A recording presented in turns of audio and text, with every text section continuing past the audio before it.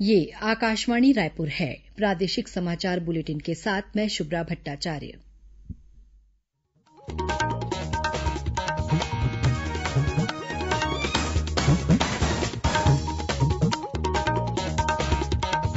और अब पेश है आज के मुख्य समाचार।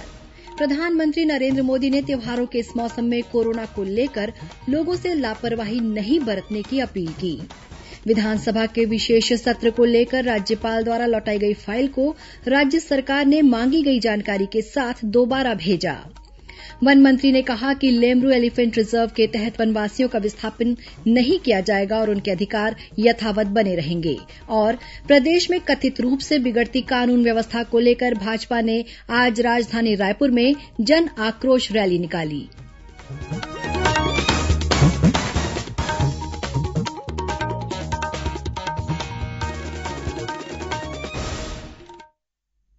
कोरोना महामारी के खिलाफ देश एकजुट होकर लड़ रहा है। आप भी हमारे साथ सुरक्षा और बचाव के 3 आसान एहतियाती उपायों का संकल्प लें।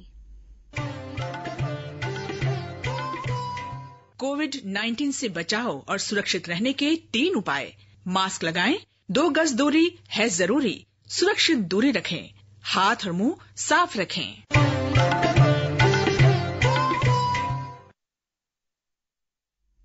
अब समाचार विस्तार से।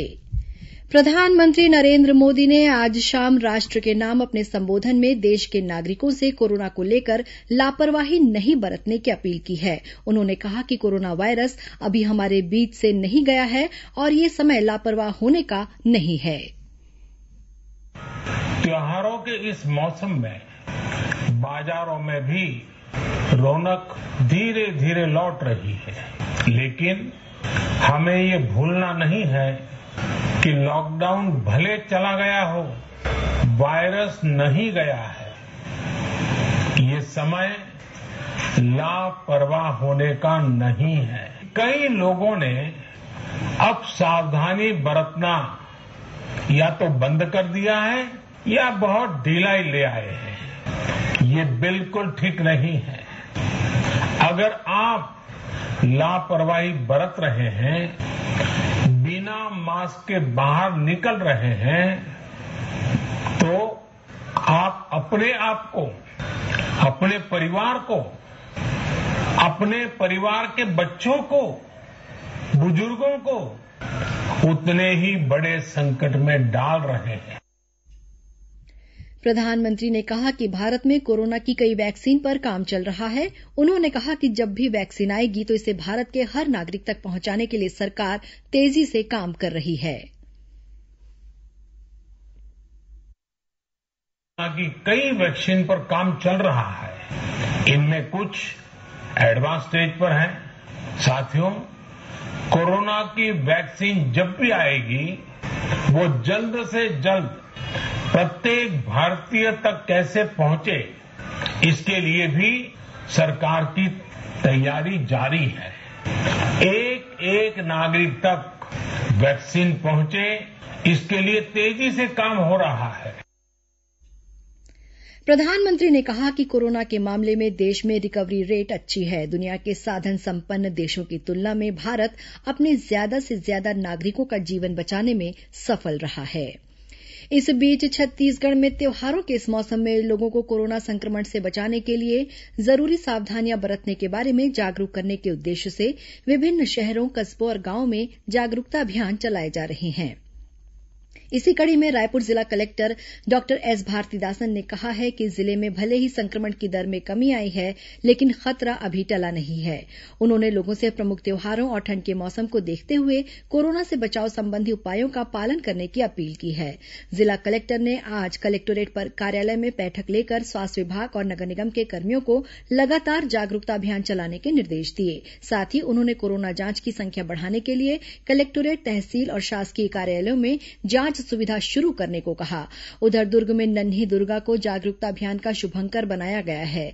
जिला कलेक्टर डॉक्टर सर्वेश्वर नरेंद्र भूरे ने नन्ही दुर्गा के कटआउट का लोकार्पण किया।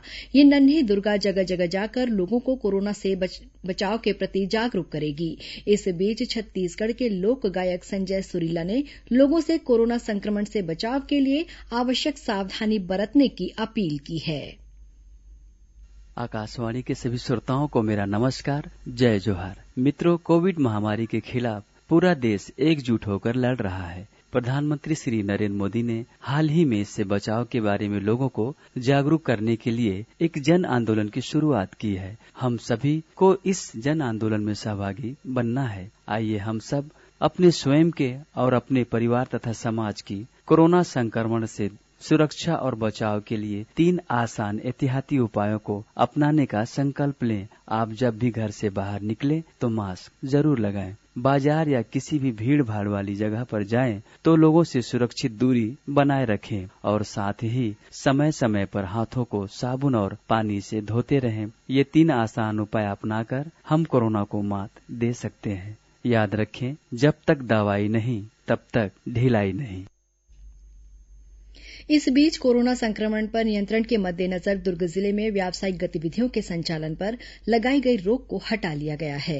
जिला कलेक्टर डॉक्टर सर्वेश्वर नरेंद्र भूरे ने एक आदेश जारी कर कहा है कि व्यावसायिक गतिविधियों के संचालन पर कोई प्रतिबंध नहीं होगा, लेकिन रात 8 बजे के बाद किसी भी व्यावसायिक संस्थान का संचालन नहीं किया जा सकेगा। पेट्रोल पंप और मेडिकल दुकान निर्धारित समय पर ही खुलेंगे। इसी तरह रेस्टोरेंट, होटल और टेक अवे होम डिलीवरी की अनुमति रात 10 बजे तक ही होगी।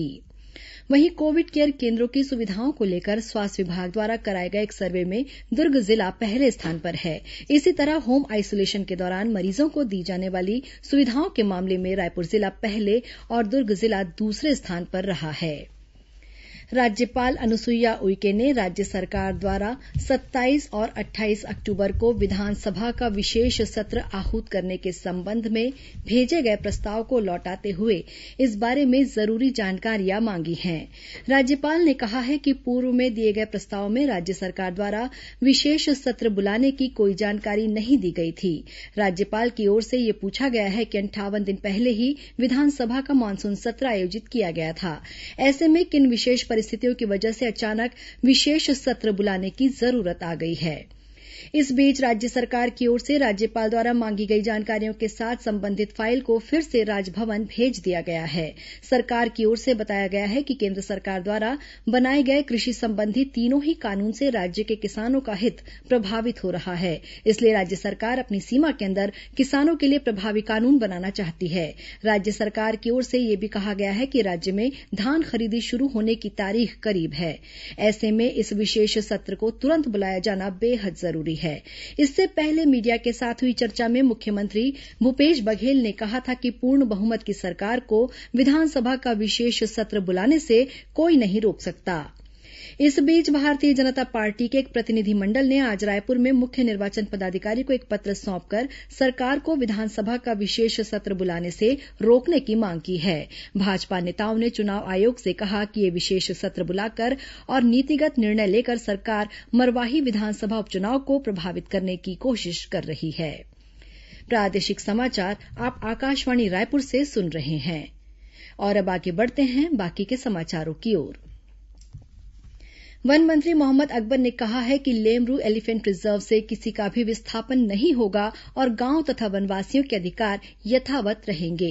वन मंत्री ने कहा कि कुछ तत्वों द्वारा निहित स्वार्थ के लिए एलिफेंट रिजर्व के बारे में अफवाह फैलाकर दुष्प्रचार किया जा रहा है, जबकि इसके बनने से कोयला खनन, बड़े उद्योग, वन्य प्राणियों का शिकार और जंगल में आग लगाने जैसी घटनाओं पर रोक लगेगी। वन मंत्री ने कहा कि वन विभाग द्वारा किसी भी प्रकार की भूमि का अधिग्रहण नहीं किया जाएगा। अधिसूचना में केवल शासकीय भूमि ही शामिल है। श्री अकबर ने बताया कि एलिफेंट रिजर्व बनने के बाद भी वनवासियों का विस्थापन नहीं होगा। मुख्यमंत्री भूपेश बघेल ने कहा है कि विश्वविद्यालयों का कार्य केवल डिग्री देना नहीं है, बल्कि समाज और राज्य की समस्याओं का वैज्ञानिक तरीके से निराकरण करना भी है। ये बात मुख्यमंत्री ने आज राज्य योजना आयोग और प्रदेश के 14 विश्वविद्यालयों तथा 4 उच्च शैक्षणिक संस्थानों के बीच शोध और अनुसंधान के लिए हुए एमओयू कार्यक्रम में कही। मुख्यमंत्री ने कहा कि प्रदेश में कृषि, रोजगार, ग्रामीण विकास और कुटीर उद्योग से लेकर बड़े उद्योगों तक की समस्याओं का वैज्ञानिक ढंग से सरल समाधान के उद्देश्य से ये एमओयू किया गया है। इस एमओयू में IIIT, IIM, एम्स और IIT भी शामिल हैं। इस समझौते के तहत प्रदेश के समावेशी विकास में इन उच्च शैक्षिक संस्थानों की भागीदारी सुनिश्चित की जाएगी। प्रदेश में कथित रूप से बिगड़ती कानून व्यवस्था को लेकर भाजपा ने आज राजधानी रायपुर में जन आक्रोश रैली निकाली। इस दौरान पुलिसकर्मियों और भाजपा कार्यकर्ताओं के बीच हल्की झूमाझटकी होने की भी खबर मिली है। भाजपा नेताओं की अगुवाई में कार्यकर्ता गृह मंत्री के घर का घेराव करने निकले थे, तभी पुलिस ने इन्हें सप्रे शाला स्कूल के सामने रोक दिया। इस दौरान विधायक बृजमोहन अग्रवाल, पूर्व मंत्री राजेश मूणत और भाजपा के जिला अध्यक्ष श्रीचंद सुंदरानी समेत कई कार्यकर्ताओं को पुलिस ने गिरफ्तार कर लिया। रैली से पहले आयोजित आमसभा को संबोधित करते हुए श्री मूणत ने आरोप लगाया कि राज्य में लचर कानून व्यवस्था की वजह से नशा और अपराध बढ़ रहे हैं। वहीं बृजमोहन अग्रवाल ने कहा कि राज्य सरकार द्वारा अगर कानून व्यवस्था में सुधार नहीं किया गया तो आगे भी आंदोलन किया जाएगा। केंद्रीय पेट्रोलियम मंत्री द्वारा एफसीआई द्वारा खरीदे जाने वाले धान का उपयोग कर एथेनॉल बनाने की घोषणा पर प्रतिक्रिया व्यक्त करते हुए मुख्यमंत्री भूपेश बघेल और कृषि मंत्री रविन्द्र चौबे ने कहा है कि केंद्र सरकार के इस निर्णय का छत्तीसगढ़ के किसानों को तभी लाभ मिल पाएगा जब उचित मूल्य पर खरीफ और रबी फसल की खरीदी के लिए तंत्र विकसित किया जाएगा। बीजापुर जिले के बासागुड़ा थाना क्षेत्र में सुरक्षा बलों के साथ हुई मुठभेड़ में एक माओवादी मारा गया है। वहीं इस दौरान माओवादियों द्वारा किए गए विस्फोट में 2 जवान घायल हो गए हैं। जिले के पुलिस अधीक्षक कमलोचन कश्यप ने बताया कि पेद्दा गल्लूर इलाके में माओवादियों के एकत्र होने की सूचना मिली थी। इसके बाद सुरक्षा बलों का दल जब मौके पर पहुंचा तो घात लगाए माओवादियों ने विस्फोट किया, जिससे 2 जवान घायल हो गए। मुठभेड़ के बाद घटनास्थल से एक माओवादी का शव और बड़ी मात्रा में अन्य सामग्री बरामद की गई है। राजनांदगांव जिले की ओर आ रहा जंगली हाथियों का दल वापस भानुप्रतापपुर की ओर लौट गया है। इसके बाद भी वन विभाग ने सीमावर्ती इलाकों में रहने वाले लोगों को सतर्क रहने की सलाह दी है। वन विभाग के मुताबिक भानुप्रताप की ओर से हाथियों का एक दल राजनांदगांव की ओर आ रहा था। इस दल में 4 बच्चे सहित 22 हाथी शामिल हैं, लेकिन इसे देखते हुए वन अमला मुस्तैद था और हाथियों की गतिविधियों पर लगातार नजर रखी जा रही थी। डीएफओ बीपी सिंह ने बताया कि हाथियों का यह दल वापस लौट गया है। इधर कोरिया जिले के गदबदी गांव में आज सुबह एक युवक पर भालू ने हमला कर उसे घायल कर दिया। और अब पेश है मौसम का हाल। प्रदेश से मानसून अब विदाई की ओर अग्रसर है। उत्तरी भाग में बारिश का मौसम खत्म होने की अनुकूल स्थितियां बनी हुई हैं। रायपुर स्थित मौसम विभाग केंद्र के मुताबिक मध्य बंगाल की खाड़ी और उसके आसपास एक निम्न दाब का क्षेत्र बना हुआ है। वहीं ऊपरी हवा में बने एक चक्रवाती घेरे के आगामी 48 घंटों के दौरान सक्रिय होकर आगे बढ़ने की संभावना है।